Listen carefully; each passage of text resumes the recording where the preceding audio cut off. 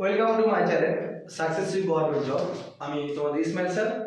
আজকে যে বিষয় নিয়ে কথা বলবো একদম গুরুত্বপূর্ণ কথা, সেটা হচ্ছে পশ্চিমবঙ্গ পুলিশের নিয়ে যারা বসে রয়েছে যে কবে ওবিসি কেস মিটবে বা কবে পরীক্ষা হবে, ওবিসি কেস মিটলে কি পরীক্ষা হবে, সেই বিষয়ে যারা চিন্তিত রয়েছে তাদের বলছি, বারবার করে বলছি, কথাগুলা কিন্তু তোমরা মনোযোগ দিয়ে শোনো।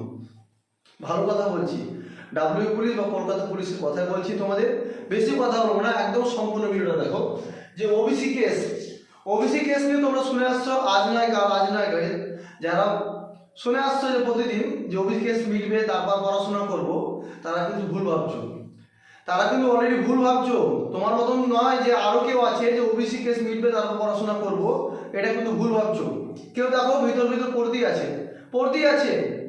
কথা আছে না যে তোমার পরীক্ষার সময় কি হয়, পরীক্ষা হয়তো অনেক ফর্ম ফিল আপ করে, অনেক ধরো 10 লাখ ফর্ম ফিল আপ করে, তার মধ্যে 1 লাখ ছেলে ভালোভাবে পরীক্ষা দেয়, বা কথা যে 100টার মধ্যে 10টা ছেলে পরীক্ষা দেয় সঠিকভাবে, আর 90টা ঘাড়ে ব্যাগ ঝুলে পরীক্ষা দিয়ে যায়।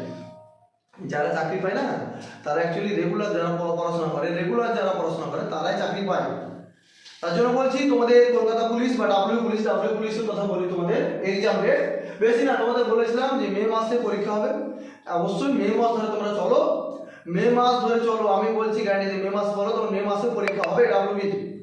তার জন্য বলছি ওবিসি কেসের আশা বলতে হবে না, কেস কবে মিটবে দেখে লাভ নাই, নিজে তৈরি করে নাও যে আমি কতটা প্রিপারেশন আছি।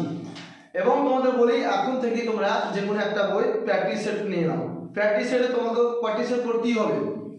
প্র্যাকটিস সেট যদি না করো না, তুমি অনেকটা জানতে পারো না কোথা থেকে কোন কোশ্চেন আসছে, ইংলিশে কত পাচ্ছ, ম্যাথে কত পাচ্ছ। যে যারা বলি তোমাদের ভাগ হচ্ছে ম্যাথ, জিআই, ইংলিশ আর জিকে পার্ট, এই টোটাল হচ্ছে 75, ইংলিশে 10।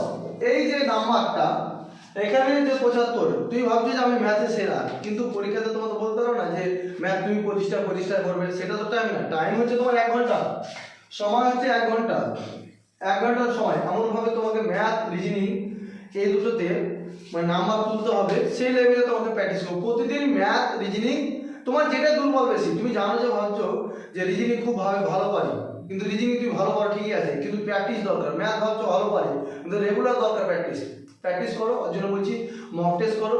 মক টেস্ট দেওয়ার সাথে সাথে তোমরা অ্যানালাইজ করো কোথা থেকে কোন কোশ্চেনটা আসছে, সেই কোশ্চেনটা একবার লিখে নাও যে এখান থেকে এই পার্ট থেকে আসছে, এই পার্ট থেকে আসছে।